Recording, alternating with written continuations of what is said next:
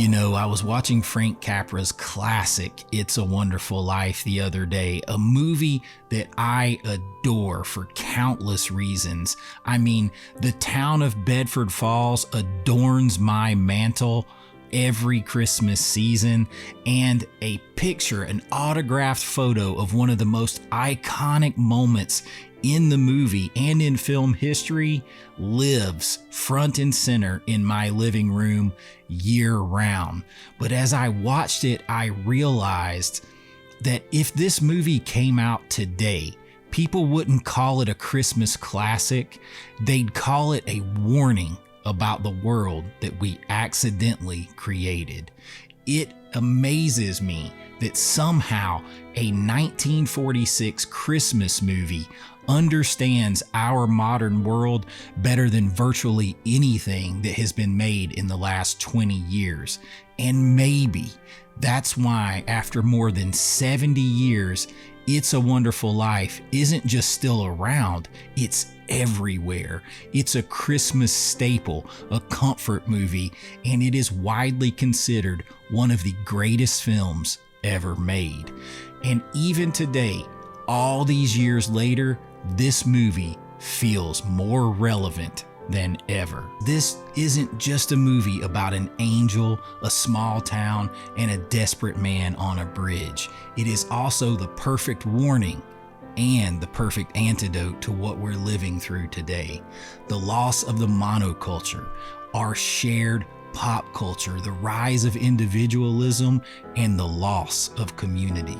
The way we're divided and distracted while chasing the perfect life that doesn't really exist.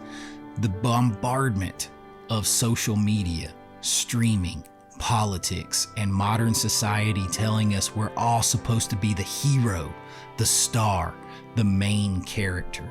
Today, we're going to dive into all that, and I want to explain how It's a Wonderful Life quietly predicted the world we live in now, and how it might just show us the way back.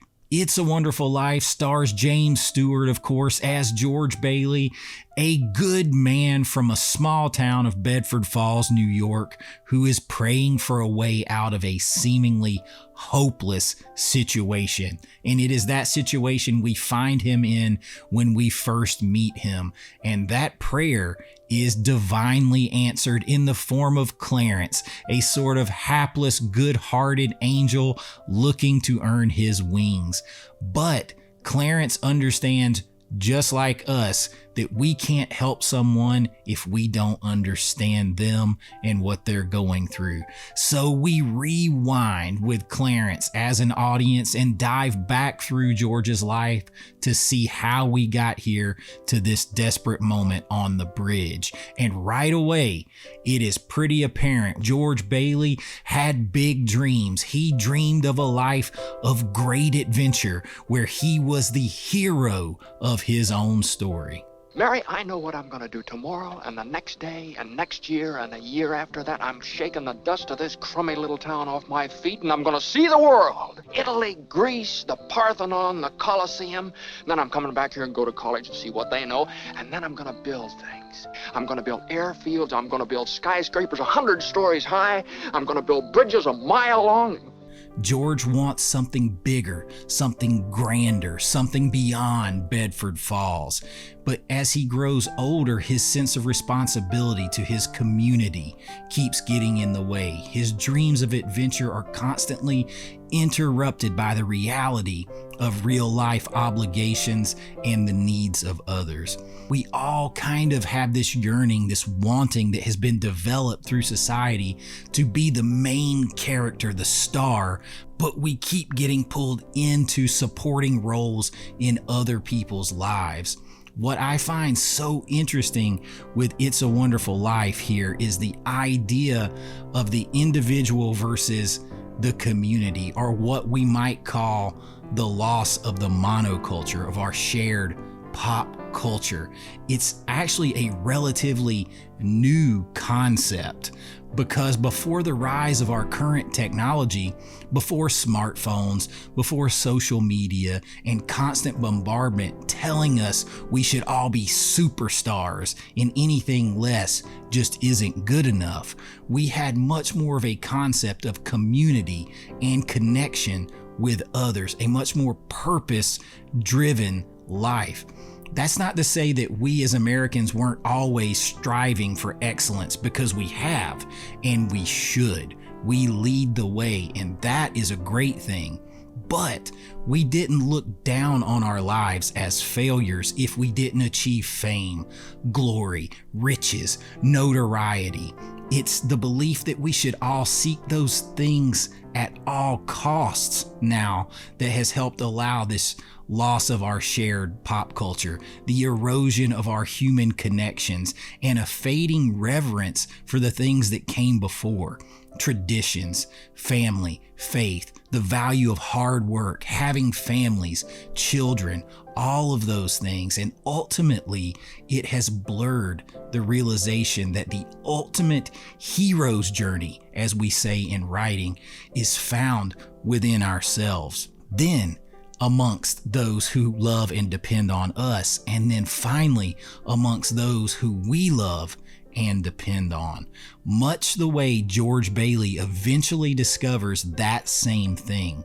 After feeling like a failure for so long in his pursuit of glory, riches, adventure, and fame in his mind, but he never quite gets there. What we've dealt with in our era is more than just the loss of a monoculture, though. It has become almost a religion, a cult of individualism, a growing focus on individual autonomy as the whole basis of our modern instant gratification society. Because today we are constantly told, be the hero of your own story. Build your brand, your platform. You deserve the perfect life, the perfect relationship, the perfect job, the perfect house, the perfect car. And if you don't have those things, well, then the implication is you have failed. You have wasted your potential. But today we are digging deeper past that into the development of that individualism and how it is presented in Frank Capra's It's a Wonderful Life, not only to explore why it is such a beloved and timeless classic film, but also why it might be more relevant than ever. As a screenwriter and filmmaker myself, and a former history teacher and a massive movie fan, I have always been fascinated by the concept of the hero's journey. This is a foundation of storytelling through time immemorial. This is the foundation, the bedrock of storytelling. You have stories of great achievements and heroic journeys, stories that form the basis of storytelling with larger than life characters that we can aspire to. But what made these stories so special originally was how rare they were. If you just look at the most popular movies ever, like Star Wars or Harry Potter or even something like Troy, all of these main characters, they were basically predestined. It was determined. They were reached down and touched by God to be special, to go on a different hero's journey, even before they knew it. Luke Skywalker, he was, because of his connection to the Force and who his father was, he was already elevated above other people before he even knew what a lightsaber was. Or Harry Potter, he was already determined by what happened to him when he was a baby to have to face this ultimate big destiny. And that was before he even knew he was a wizard. Or if you take something like Achilles, a mythic warrior in Troy that's based on parts of the Iliad and the Odyssey, he knew that his whole life was leading to him being legendary and remembered forever, but that hero's journey walked hand in hand with his doom. Not everything was equal. There was not an equality of these heroes nor a guarantee of the equity of their outcomes, but with the great destiny that waited for them came trials and tribulations that did not befall other people who were not chosen for these destinies. Struggle and failure came before overcoming obstacles and reaching greatness. In a lot of our stories today, just like in our society, the struggle is tossed away. Everyone has to be immediately great at everything. Everyone has to be perfect right out of the gate, whether it is a Mary Sue or a girl boss or just anyone, any character who is just, we're told is great from the beginning, like putting the Superman outfit on a character in the first 30 seconds that you see him. He didn't earn it through the hero's journey. We didn't see it. We didn't see Ray become these things. They were just great right out of the gate. There was no hero journey because now it's an instant gratification society, and anything less than that is considered a failure or a sign of weakness and must be discarded. But if you look further, in the case of Achilles, he knew his glory and immortality as a legend walked hand in hand with his demise. His greatness, his hero's journey would lead to his death, but he still chooses it because that is heroic. Just as Harry Potter chooses to face death to save others, just as Luke Skywalker chooses to risk death to do what is right and what must be done. That's why they are legends. That's why they are heroes. And there's that moment in Troy when a small boy tells Achilles, "The man you're about to fight is the biggest man I've ever seen. I wouldn't want to fight him." And Achilles replies, "And that is why no one will remember your name." The Thessalonian you're fighting. He's the biggest man I've ever seen. I wouldn't want to fight him. That's why no one will remember your name. That moment encapsulates what the traditional hero's journey is and why not everyone is meant to be the hero of the story. This is why heroes are different, and that is where George Bailey comes in. George Bailey isn't a mythic warrior. He isn't a wizard. He isn't a Jedi. He is just a man, like so many today, who starts out seeking individuality, greatness, riches, fame, fortune, adventure for the wrong reasons. Much like many people in our modern society, George originally wants out. He just wants more. He wants bigger. He wants his life to have meaning. He wants it to mean something in a way that the world defines meaning. And it's only after divine intervention that he realizes he was the hero of his story all along, just not in the ways he had imagined. But in modern times, something changed the way we interpret the hero's journey.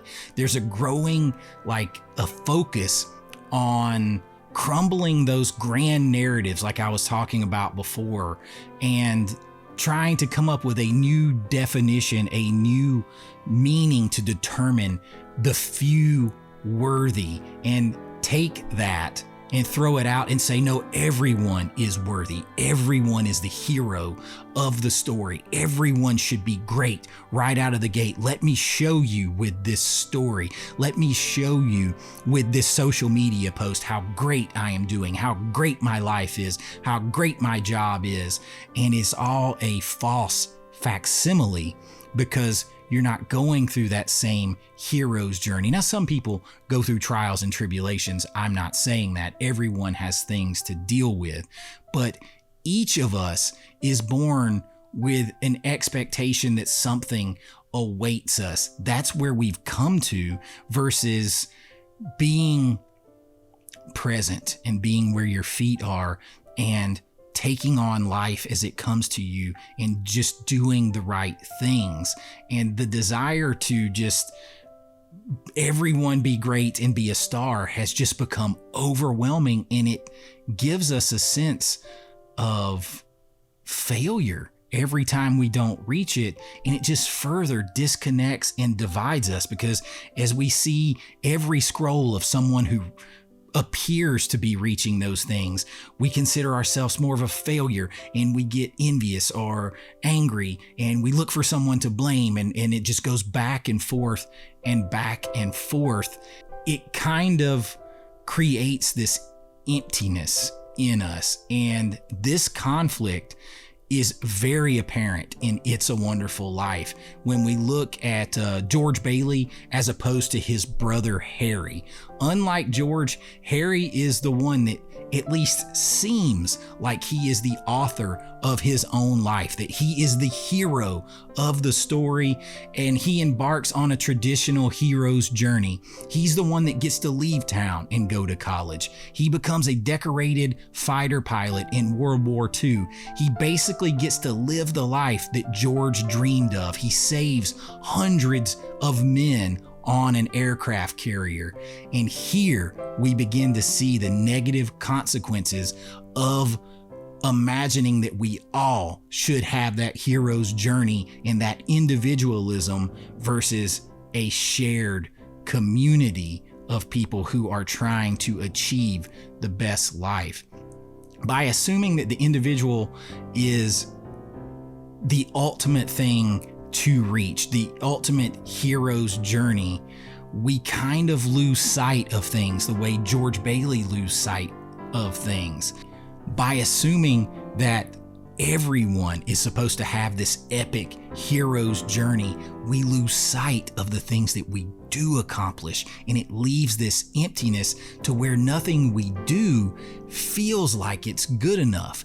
Even though George ends up marrying the girl he loves, a beautiful, great wife, in his own perception, he's a failure. He didn't get to be what he wanted to be. He never left Bedford Falls. He struggles to preserve himself, his family business, and his community against Mr. Potter, who's a greedy banker who wants to take over Bedford Falls and constantly forces George to make sacrifices for the sake of his fellow citizens.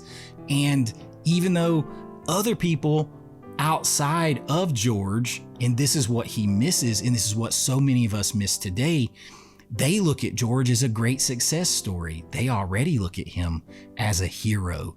He has his own business, his own home, a beautiful wife, children that are healthy and happy. He doesn't want for food. He doesn't have these other things. So everything is a matter of perspective. As going back to Star Wars again, you will find out that many things are based on point of view. That is words of wisdom from Obi-Wan Kenobi. But Mr. Potter here personifies a truly corrupted version of what this hyper focus on everyone being the master of their own universe, their own individual God, so to speak, is. He's the corrupted version of that. He's the one that we have fallen into today with the loss of the monoculture as shared pop culture and the rise of what I called a online facsimile society. His ambitions are defined by his insatiable hunger for more, a relentless pursuit of worldly, selfish desires to hold over other people, show other people, and have the appearance of. There's no room for community or selflessness or kindness or shared traditions or historical reverence or sharing in things that last and things that matter. The very things that would build a more caring and connected person, society, and pop culture and family are the things Mr. Potter despises. To Mr. Potter, people like this and compassion, they're weakness.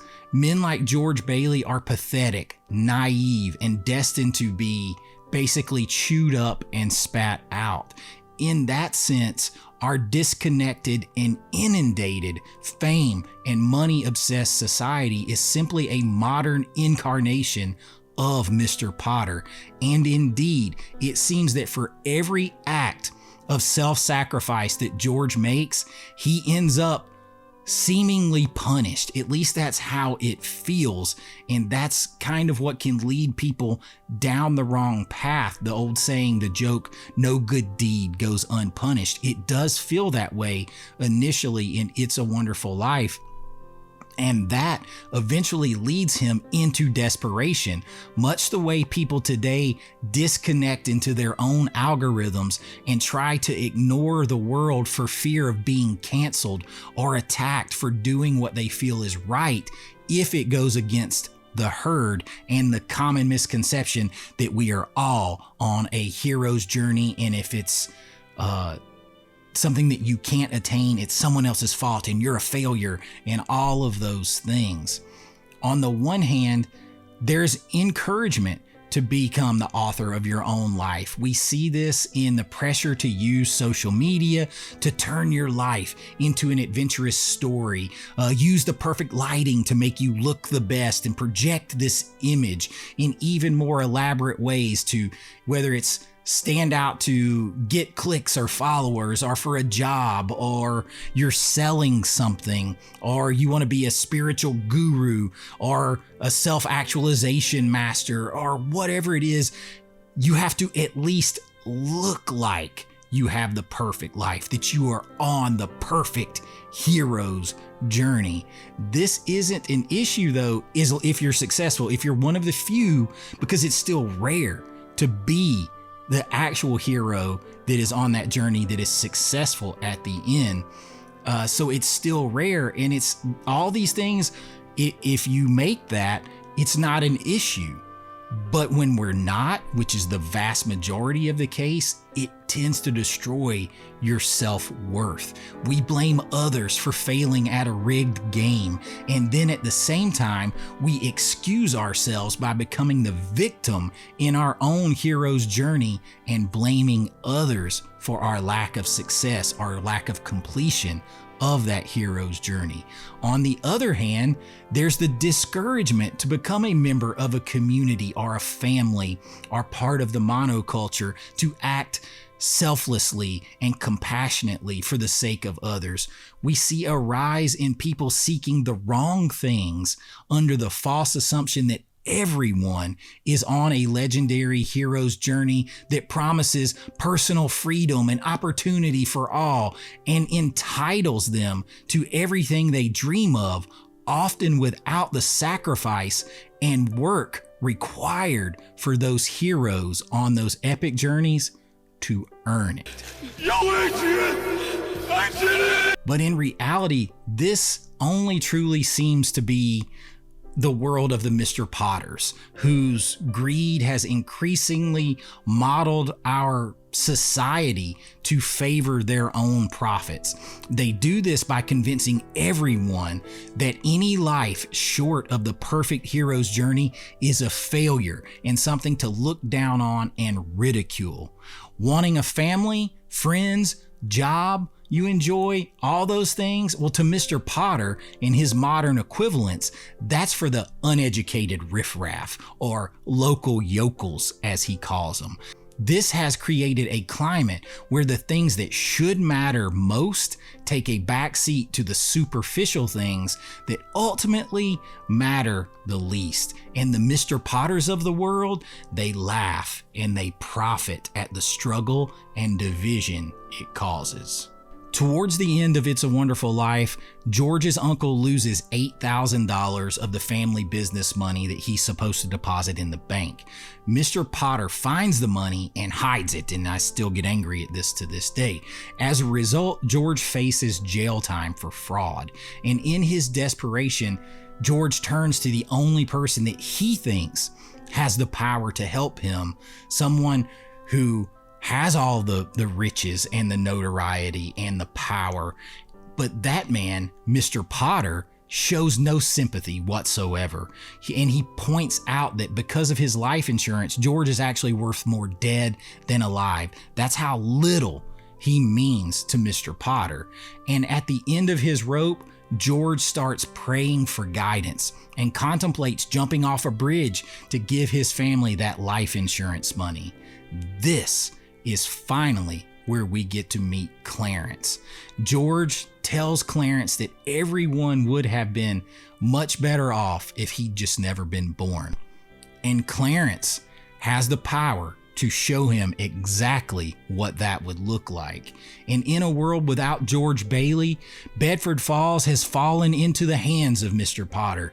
His brother Harry has long since passed away because George wasn't there to save him when he fell through the ice as a child.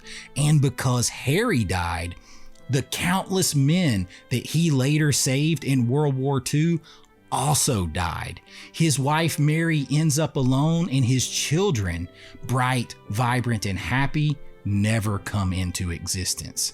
The experience, the power of this realization of what matters, gives George a newfound appreciation of his life.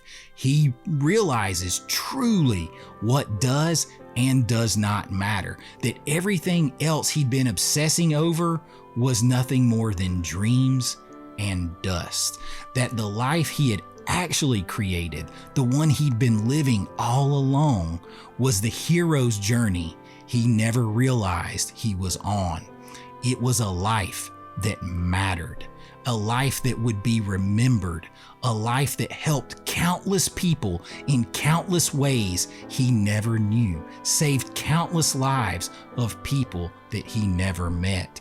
It was a life of a true hero. And in that moment of realization, he begs Clarence to bring him back, and his wish is granted. And upon returning to life, he runs through town, waving, happy through the snow. He gets home, he grabs his wife, grabs his children, and hugs them and kisses them. And at the same time, the citizens of Bedford Falls come together to help him. They collect enough money to pay off his debt and thousands more. And in the most emotional moment possibly in cinema history, his brother Harry arrives. They read a telegram from Sam Wainwright promising $25,000. Quiet! Now get this. It's from London. Oh. Mr. Gower cabled you need cash. Stop. My office instructed to advance you up to $25,000. Stop. Oh. Hee-haw and Merry Christmas, Sam Wainwright. And Harry raises a toast to my brother George, the richest man in town. To my big brother George, the richest man in town. And he doesn't just mean money. That moment, combined with the bell ringing and Clarence earning his wings and the inscription that no man is a failure who has friends, brings George's entire hero's journey that he never knew he was on full circle. George's entire attitude and outlook on life have changed. He sees not only that he was always the hero of his own story, he sees that he was a hero to his community who never needed him to seek fame and fortune to be their hero. They needed him to be the good man he already was. And he needed them, the community, who had given back to him more than he ever realized, including praying to God for his salvation when he hit his lowest point in his hero's journey. In that end, I believe George comes to acknowledge not only the impact of his own goodness and worth in his hero's journey, but he also realizes the same goodness exists in everyone else as well. That's what truly makes him the richest man in town. Clarence didn't create some new truth for George. He just revealed what was there all along. It is important to remember that having dreams is a great thing, but it is just as important to not punish ourselves when our lives don't become the perfect adventures that our society and every algorithm-driven feed tells us they should be. It's a Wonderful Life is still so relevant today because it breaks that illusion that we are and should be absolute masters of our destinies, that we should first seek fame, glory, and riches, that we're on some shiny but empty, non-heroic hero's journey that disconnects, divides, and breeds resentment. Instead, it begs us to change our attitude, to see if we will just reconnect with others, participate in community, have reverence for what came before, learn from past generations, and ultimately just care about the things that last and truly matter. We might just look around and realize we are already on our own hero's journey. We were already on our way to becoming the heroes we always dreamed we could be. Because above all, I believe It's a Wonderful Life asks us to find the George Baileys inside ourselves, the people who have made our lives mean more, the ones that have helped us in times of need, the ones who are quietly there doing what's right, what's good, what's decent, what's kind, and just what has to be done. The world reflects what we put out there. It's called karma. If we let ourselves become cold and cynical, then that's all we will see in everything. You'll never see a way out. I am often met with that kind of cynicism on a lot of videos just like this one that have any kind of message of hope and reverence and nostalgia. But if I can bring even a small piece of positivity and light that George Bailey brought to the people of Bedford Falls, if I can reach even one person and get them to look for the goodness we all had and how we can bring it back, then I have succeeded in that part of my journey. And in the end, I don't just want you to know, I want you to believe that it is indeed a wonderful life. I want to put into your heads that the world is not all evil. Yes, we do have nightmares, but we also have dreams. We do have villainy, but we also have great compassion among ourselves. That's all I'm here for, I really. Trying to tell you that there's good in the world and that it's wonderful.